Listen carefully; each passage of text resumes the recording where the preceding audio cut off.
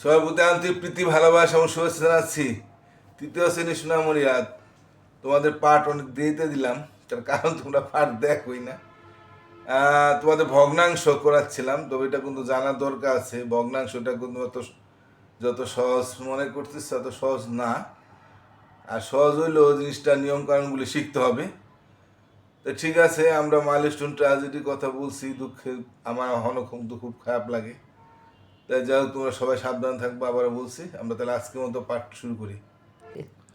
তা আমরা ভগ্নাংশ সম্বন্ধে জানছি যে ভগ্নাংশ মানে ভাগের অংশ। যেমন তোমাদেরও যদি সন্তানরা তার বাপের সম্পত্তি ভাগ করে নেয়, তাই না?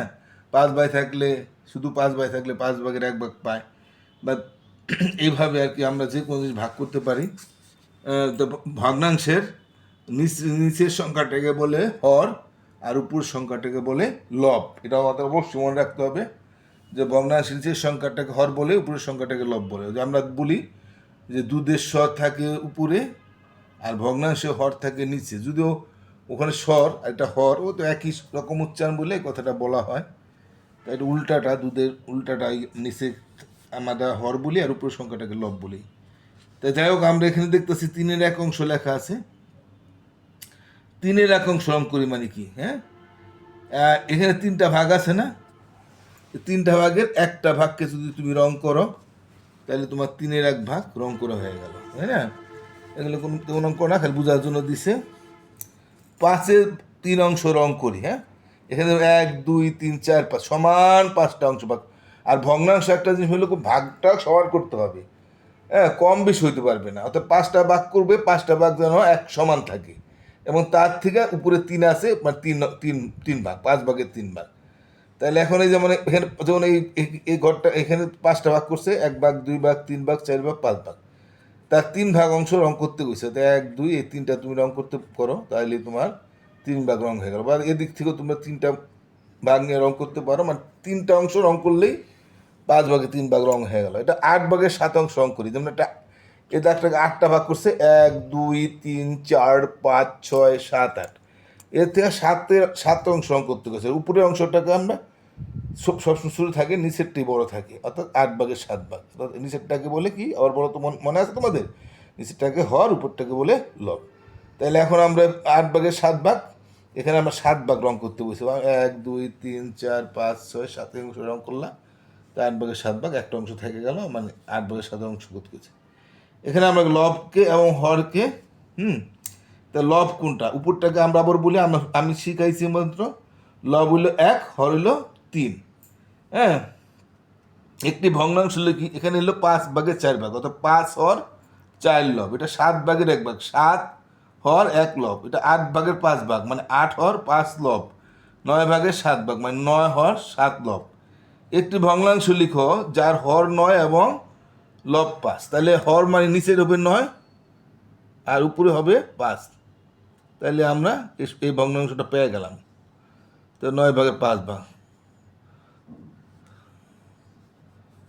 আচ্ছা, এটা কোনো আমরা দেখে নিই। খালি ঘরে ভগ্নাংশ লিখি। হ্যাঁ, উপরে নিচে 5-এর 1 অংশের 5 টুকরা কোথায়? নিচে নিচে 5 আছে, 5টা টুকরা আছে, আর উপরে 1 টুকরা। কোনটি লম্বা? 5 ভাগের 2 ভাগ, 5-এর 2 মিটার নাকি 5-এর 3 মিটার?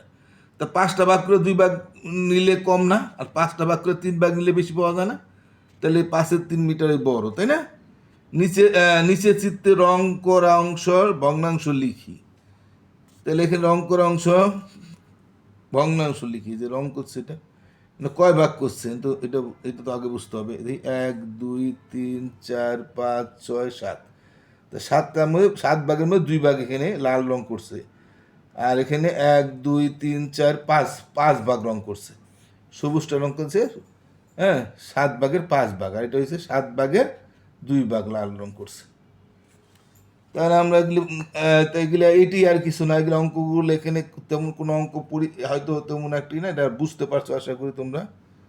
এটি কোনো বুঝতে পারতেছে কোনো অঙ্ক না। কোন ভগ্নাংশগুলো 2-এর 1-এর সমান? হ্যাঁ, তো 2-এর 1 মানে কি? 2 ভাগের 1 ভাগ মানে অর্ধেক। 2টা ভাগ করে একটা নিলাম, মানে অর্ধেক। তাহলে তার মধ্যে 4 ভাগ করে যদি 2 ভাগ নাও, তা সেটাও তো অর্ধেক। 6 ভাগ করে 3 ভাগ নিলে সেটাও অর্ধেক, 8 ভাগ করে 4 ভাগ নিলে সেটাও অর্ধেক, মানে 10 ভাগ করে 5 ভাগ নিলে সেটাও অর্ধেক। অর্থাৎ নিচে যা আছে তার অর্ধেক সংখ্যা যদি উপরে থাকে তাহলে অর্ধেক হবে। তো 4-এর অর্ধেক 2, তো এটাও অর্ধেক। 6-এর অর্ধেক 3, তো এটাও অর্ধেক। 8-এর অর্ধেক 4, তো এটাও অর্ধেক। 10-এর অর্ধেক 5, তো এটাও অর্ধেক। মানে এখানে প্রত্যেকটাই অর্ধেক। এখন কি করছে, 2 এর সমতুল ভগ্নাংশ নির্ণয় করি। এই যে আমরা এখানে দেখলাম 2 এর সমতুল ভগ্নাংশ। এখন আমরা যে কোনো সমতুল ভগ্নাংশ নির্ণয় করলে উপরে যতটা গুণ দেব নিচে ততটা যদি গুণ দিই তাহলে সমতুল ভগ্নাংশ হয়ে যায়। যেমন 1-এর 2-কে যদি আমরা উপরে 2 গুণ দিই নিচেও 2 গুণ দিই তাহলে 2-1-এ 2, এটা সমতুল হয়ে যাবে। আর 1-এর 2-রে যদি আমরা 7 গুণ দিই নিচেও 7 গুণ দিই তাহলে 7-কে 7 তাহলে সমতুল ভগ্নাংশ। তো হর এবং লবকে একই সংখ্যা দ্বারা গুণ করলে সমতুল ভগ্নাংশ হয়ে যায়।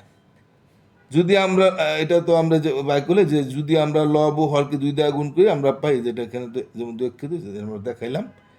এটা এখানে কি আছে, এটা আমরা যদি এখানে গুণ করি যে 3-অক্ষে 3 হবে, 3-2 6। এটা হলো এখানে 4 দ্বারা গুণ করছে, এখানেও 4 হবে, এখানেও 4 হবে। অর্থাৎ এখানে 4-অক্ষে 4, 4-2 8। এটা হলো 5-অক্ষে 5, 5-2 10। তো ঠিক আছে, কয় মিনিট সময় কম অন্তরে আমরা আর একটু বুঝাইতে পারবো। কোন ভগ্নাংশ লব হরকে একই সংখ্যা দ্বারা গুণ করলে যে ভগ্ন পাওয়া যায় তা পূর্বের ভগ্নাংশের সমতুল হয়, তাই না? এই যে বলছি কোন ভগ্ন লব ও হরকে একই সংখ্যা দ্বারা গুণ করলে যে ভগ্নাংশ পাওয়া যায় তা পূর্বের সমতুল ভগ্ন, তাইলে পূর্বের ভগ্নাংশের সমতুল। এই যে আমরা এখন দেখাইলাম যে উপরে যদি 2 গুণ দিই নিচে 2 গুণ দিই তাহলে ওই ভগ্নাংশটারই সমতুল হবে। আবার উপরে 3 গুণ করি নিচেও 3 গুণ করি তাহলে ওই ভগ্নাংশটা সমতুল হবে। উপরে 4 গুণ করি নিচেও 4 গুণ তাহলে সমতুল ভগ্নাংশ হবে। 7 করি নিচেও 7 করি তাহলে সমতুল ভগ্নাংশ, ওই ভগ্নাংশটা সমতুল হয়। আমরা কিভাবে সহজ সমতুল ভগ্নাংশ খুঁজে বের করব? আমরা 2-এর 1 ও 4-এর 2 সমতুল ভগ্নাংশ দুটি নিয়ে দেখি। হ্যাঁ, 1-এর 2 আর 4-এর 2, এখন এই 2টা নিচে, এখন এটাকে আমরা কোনাকুনি গুণ করতে হয়, তাহলে আমরা এটা পাই আর কি। হ্যাঁ, 2-রে 2 গুণ করলে 2 4, আর এটা কোনাকুনি গুণ করলে 4-কে 4 দেখাই দিছে। হ্যাঁ, অর্থাৎ এই কোনায় আর এই কোনাকুনি গুণ, তো 2 এই যে 2-রে 2 গুণ করছে 2 4, আর এই কোনাকুনি 4-কে 4, এইভাবে করতে হয়। তোমাদের দ্বারা দেখো এই দ্বারা দেওয়া আছে এরকম। নিচে জয়গুলো যাচাই করি এবং সমতুল ভগ্নাংশ খুঁজে বের করি। তাহলে এটা যে কোনাকুনি পূরণ দিছে 3 4 কি হবে, এখানে 4-এ 3টা পূরণ দিলে কত হয়? 3 4-এ আমরা একটু পুরো গুণটাকে আমরা এখানে দেখাই দিচ্ছি কিনা কিন্তু, হ্যাঁ দেখাই দিই, আমরা দেখাই দিই তাহলে। এর 4-এ 3 গুণ এখানে দিছে, হ্যাঁ 2 4, তাহলে আমরা এই 4-এ 3 গুণ করি 3 4-এ 12, আর এটাও 6-এ 2 গুণ করলে 6 2 12। এটা যে 8-এর 5 গুণ করি উপরে, এই কোনাকুনিটা উপরে যাবে, 5-টা 40, আর এটা 10 3, এটা তো সমতুল হইতে আসে না। 3 4 12, আমরা তো দেখলাম এই ধারে যখন আমরা করছি তখন আমরা দেখছি এইটাই তো আগে দেখাইছি 2 4, আর এটা 4-অক্ষে 4, তাই না? তাহলে আমরা এটাকে এখানে দিতে চাই, তাহলে এটা কিন্তু সমতুল ভগ্নাংশ হয় না। তাহলে আমরা এটা আগে নিলে 3 10 30 হয়, তাহলে আমরা এটাই আগে নিই, 3 গুণ 10, 3 10 30। হ্যাঁ, আমরা এটা আগে নিলাম, এটাতে করে নিই 8 গুণ 5, 5 8 40।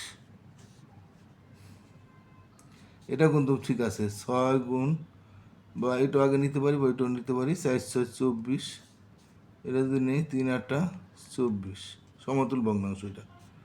তাহলে এটা আমরা 8 গুণ 5 নিলে 5 8 40, 10 গুণ 4 নিলে 4 10 40।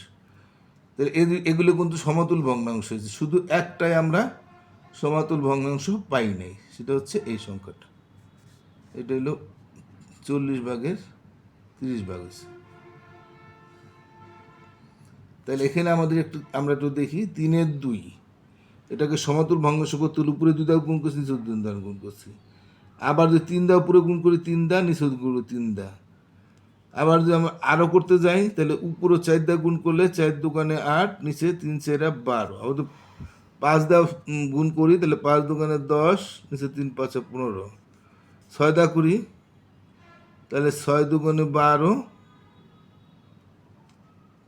তিন ছয় 18।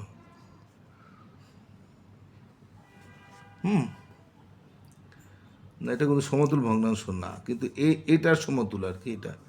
এটার সমতুল এটা, এটা এটা এটা এটা এটা সব কটা মানে এটা এই ভগ্নাংশের সমতুল এটা। আর এখানে আমরা কী দেখছি 6 দা করছি, তাই আমরা 7 দা দিতে পারি। 7 দুগুণে 14, 3 7 21। আবার 8 দা দিতে পারি, 8 দুগুণে 16, 3 8 24। তাহলে একই সংখ্যাটা উপরে যতটা গুণ করব, নিচেও সেই সংখ্যাটা গুণ করলে আমরা সমতুল ভগ্নাংশ পেয়ে যাই। তোমরা পারবা এটা। তোমরা ওইরকম করো, 2 দা দাও আগে, 3 দুগুণে 6, হ্যাঁ, 4 দুগুণে 8। আবার 3 দা গুণ দাও, 3 3 9, 3 4 12। আবার 4 দা দাও, 3 4 12, 4 4 16। 4 দা দিছি, এবার আমরা 5 দা দিই, 3 5 15, 4 5 20। 5-এর পর 6 দা দিই, 3 6 18, 4 6 24। 7 দা দিই, 3 7 21, 4 7 28। 7 দা দেওয়া গেছে, 8 দা দিই, 3 8 24, 4 8 32। তাহলে সবগুলি এটার সমতুল ভগ্নাংশ সব কটা একই বুঝাইলো। তাই তোমরা এই দুইটা আশা করি পারবা এখন। মানে একই সংখ্যাটা দুনো দিকে গুণ দিবা, উপরে গুণ হর কেও দিবা, লব কেও দিবা। আবার বলি আমরা, উপর সংখ্যাটা কি বলে লব, আর নিচের সংখ্যাটা বলে হর। এটা কিন্তু আমার মনে রাখতে হবে। দুধের স্বর যেমন উপরে, আমরা আবারও বলি, আর ভগ্নাংশ হর নিচে। হ্যাঁ, স্বর তো না, এটা তোমার স্বর আর এটা হর, কিন্তু একই উচ্চারণ বলে আমরা এটা বলি। তো ঠিক আছে, সবাই ভালো থাকো। আমার এইটা মনে রাখবা, লব কোনটা, হর কোনটা, উপরেরটা লব, নিচেরটা হর। আমি আবার সবাইকে সবাই ভালো থাকো, সুস্থ থাকো। আর আমার চ্যানেলটা যারা সাবস্ক্রাইব করছো ধন্যবাদ। আর যদি কেউ নতুন হয়ে থাকো, সাবস্ক্রাইব না করো, অবশ্যই দয়া করে সাবস্ক্রাইবটা করো। অভিভাবক নূর চ্যানেলটা যদি সাবস্ক্রাইব করে না থাকেন, অবশ্যই সাবস্ক্রাইবটা করবেন। আর কেউ আমার পাঠ পছন্দ, একটু লাইক ঠেক দিয়েন। আচ্ছা ঠিক আছে, তাহলে সবাই ভালো থাকো, আজকে মতো টাটা।